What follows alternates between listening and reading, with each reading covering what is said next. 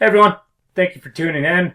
Today's a pretty special episode. I'm going to show you how we got over 650 pips on gold in one day. I'm going to show you my full strategy. Obviously, we sent the trades out to our signals group. Our VIP analysis group got the levels the day before as well as to where we were looking to trade from. And the second set of trades we actually even gave out to our free Telegram group. Feel free to join that if you want. I'll leave all the links in the description. So let's get to it. Overall, gold's kind of been pushing down.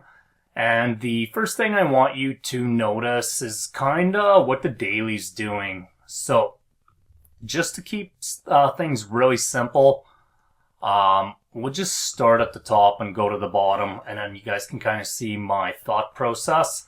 So our first daily leg here, pushed down, we came back, we mitigated this 50. So for myself, I just keep pulling the fib down if the range itself hasn't rebalanced. So there's a couple of scenarios here.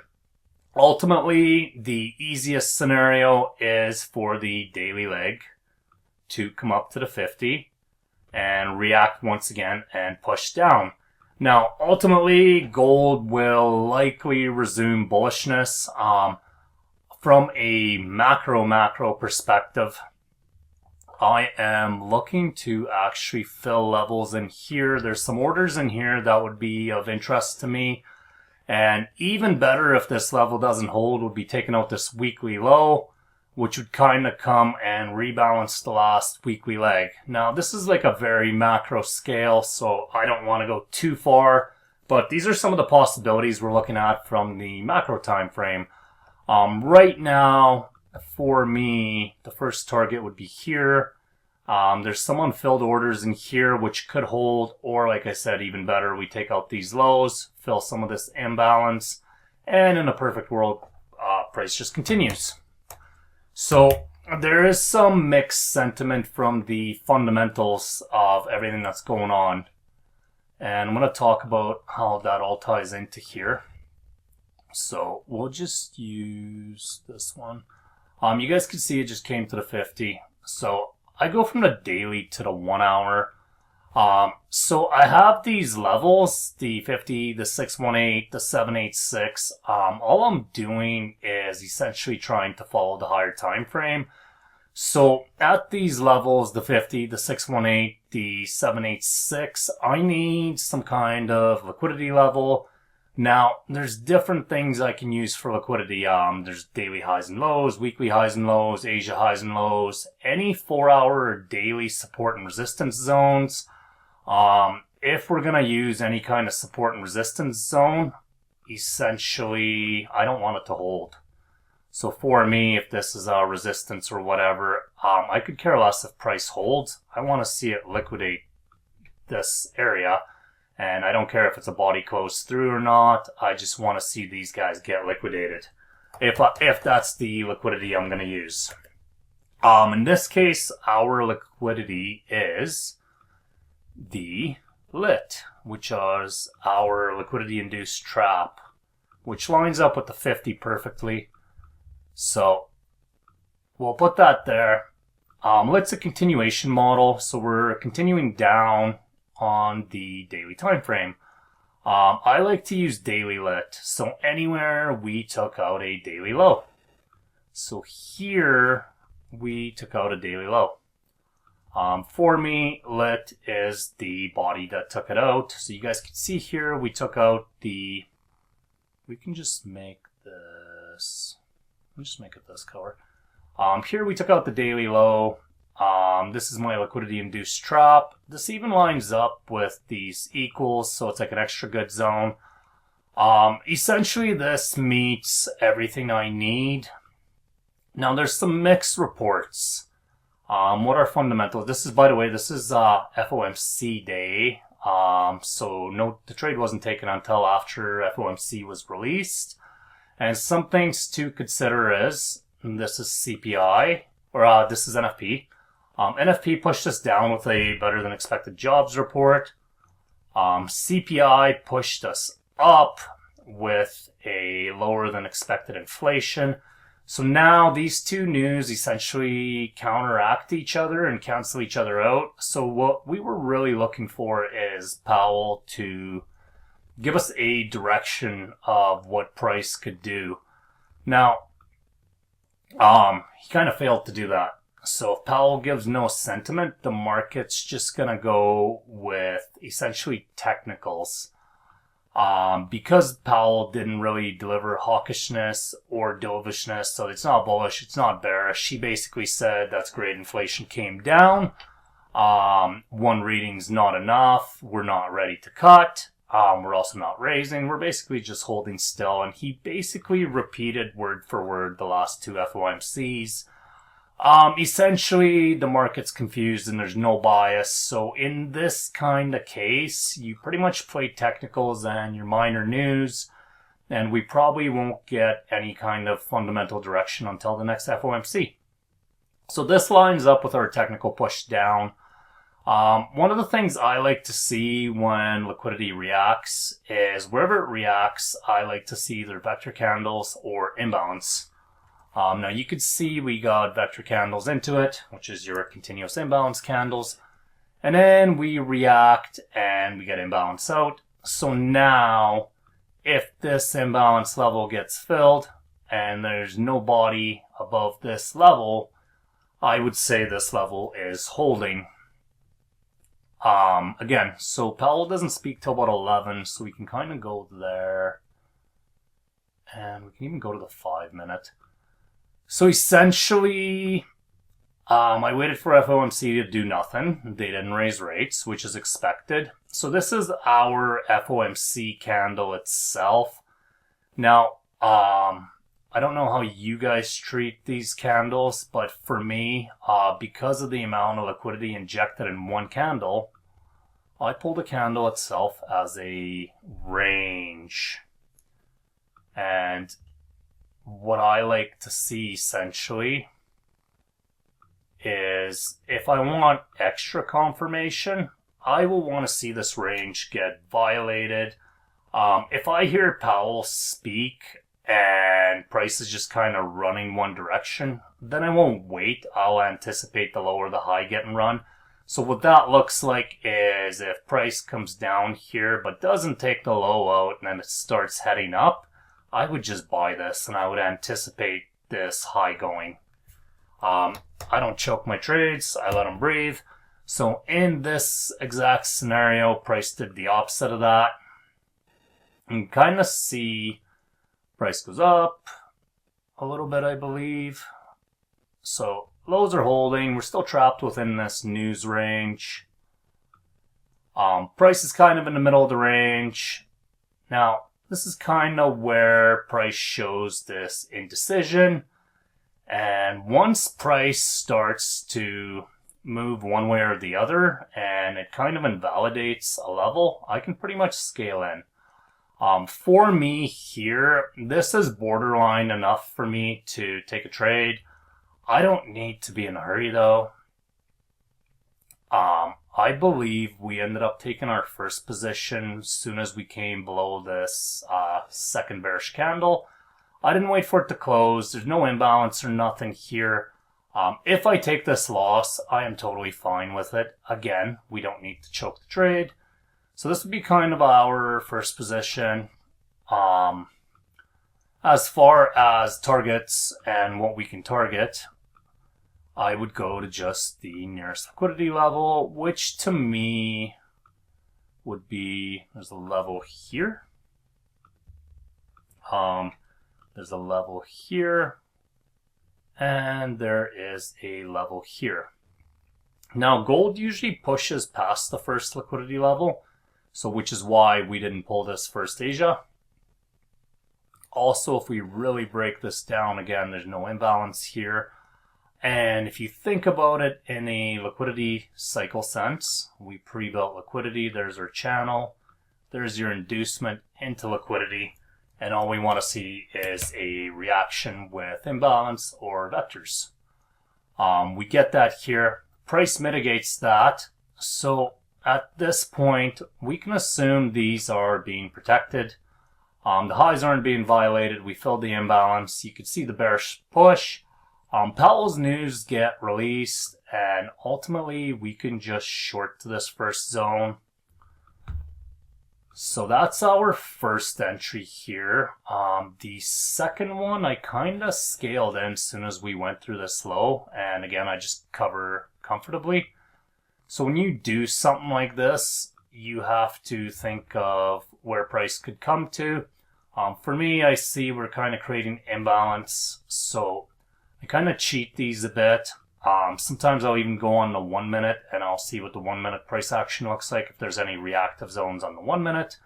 But aside from that, you could basically stay on the 5 and 15. So this is the first set of trades we took, and they don't hit TP till the next day. So I ended up leaving these open. I ended up breaking even before I went to bed. So that's the first set of trades. Very systematic. So these are break even once price kind of went down. So again, before I go to bed, I break even. I leave these. We came in next morning, and I want to say price almost broke me even, but didn't. So it kind of kept me in, which is nice. So we can just go to the next New York session. And we're going to basically repeat. By the way, if you guys look in the free Telegram group, this night here, while Asia was active, I sent a signal out to even our free group, and I said, if price comes into this block, you guys feel free to short from there. And you can just target your first liquidity zone if you're comfortable, or you can target the second. My initial target was the second zone, but I ended up closing at the first, because anytime I have two positions, I try not to get greedy, because you're just giving back twice as many profits. There's no point to get greedy. So this ends up closing right away. So there's the close. So these are closed out, and it ends up being whatever, around 6 hours or something. We got a news release here. I forget what it was. Let me just see something. Where is it? Where is it? Economic events. Okay. So we got a news release here. PPI. You don't want open risk during news because you just don't know what kind of candle you're going to get. And there is our PPI candle. So this is the zone. Like I said, we sent it out to our free group. I usually try to give them 1 chart a week, maybe 2 charts a week. And obviously our VIP analysis group gets these charts every day. We even make videos breaking down fundamentals, levels, technicals, and very detailed charts. So from this point itself, price creates this initial reaction. I want to see imbalance. Wicks are imbalance. It might even come up on the 1 minute. There's your imbalance. Vectors in, vectors out. So essentially we just want to see a reaction there. So that's our first, this is our first position here. So this bearish candle, I think, was our first entry. I think, if I'm being honest, I think I tried to cheat this a bit, and it barely kept me in. I should have just covered the high, but anyway, long story short, that kept us in. I think, I want to say I just covered like barely above it. And yeah, in my journal I wrote that I should have covered the high and not been so chintzy. So this one ended up keeping me in. Oh, whoops. So here, once again, we get vector candles up and we get vector candles down. Now all we want to do is pull our fib. We're looking for an entry, once again, above the 50. And quite simply, once again, the same picture as you had to the left. Your sell orders are being protected, same as here. You can see how this level's holding. The exact same picture on a smaller scale. So hypothetically, you can I forget where our order went. I think around the 50. And I just covered the imbalance, and myself, I just went to the bodies on this one. So my initial target was the bottom line. I decided that because we're in two positions, I wasn't going to get greedy. And we've already had two trades go to target this day. So again, no reason to get greedy. We can delete this one. So that's where our sell limit went. We can even change the color of this. So this is just following order flow. Now we create liquidity to run, even better. And there's our tap. And once again, what do you guys notice here? This is your liquidity pre-built, your inducement, and you take it out with imbalance. So that's your liquidity cycle on a smaller scale. You drove into liquidity, you have imbalance. It is the exact same thing as what we showed you guys over here, only smaller scale. So this would be like a 1 minute liquidity cycle. So if you wanted to, you could get a 1 minute confirmation entry. I rarely go on the 1 minute anymore. There's just no point. And ultimately, price just went to target right away. A little upsetting I didn't hold to my initial TP, but this whole day ended up being like 660 or 670 pips or something. And I was just like, it's 4 for 4. You just don't want to get greedy on days like this, because why would you? So in a nutshell, that is our whole strategy. It's quite simple. And you guys can kind of see how price does that. You build liquidity, usually in some kind of channel. You drive in with either a news candle or vectors. And then you want to take out your inducement. So if you look at it on the smaller scale, this would be my last pullback. So here you took out the last drive. As long as there's imbalance anywhere in here, so there's some here, as long as this level doesn't get violated with a body, you can basically look for a short. And same thing again, your liquidity cycle on a smaller scale on the 1 minute. And you drive into your POI. So whether it's 1 hour, 1 minute, 5 minute, these cycles just happen over and over and over. And as long as it takes out a level of liquidity or taps into a level with imbalance. So once again, you have this POI with imbalance. If this POI didn't have imbalance, I wouldn't trade off of it. And essentially, there's your liquidity cycle. There's your last inducement. As soon as this low broke, if you're a 1 minute trader, you could execute this. Obviously, I don't recommend taking trades before Powell. I've had these candles come through my stop loss, and it's honestly not worth it. These aren't pairs you even need the 1 minute for, to be honest. US 30 and gold, which is part of the reason I just go for bigger moves and less trades. So, recap. Your liquidity cycle, drive into liquidity or a POI with imbalance. There's your liquidity, there's your imbalance. React with imbalance, whether you're on the 5 minute, 15 minute, 1 minute, it doesn't matter. The liquidity cycle repeats itself.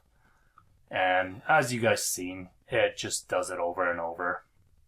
So even where I showed you guys where this last position is, this is your liquidity cycle on the 1 minute.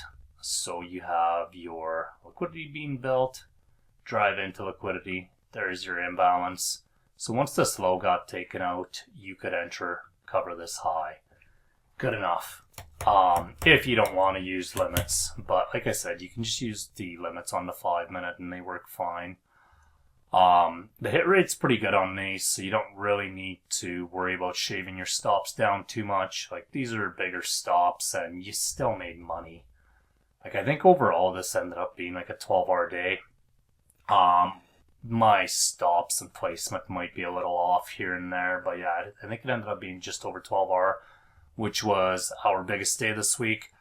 But yeah, thank you for tuning in, guys. I am going to try to share more of the strategy for gold, more of the strategy for US 30. And essentially, we're just looking for liquidity, imbalance, and we're just looking for macro moves. Macro moves being 1 hour or higher. I don't really trade off the 5-minute or the 15-minute POIs unless I reacted off a daily 4-hour or 1 hour and I'm following it. So that's the difference with this strategy.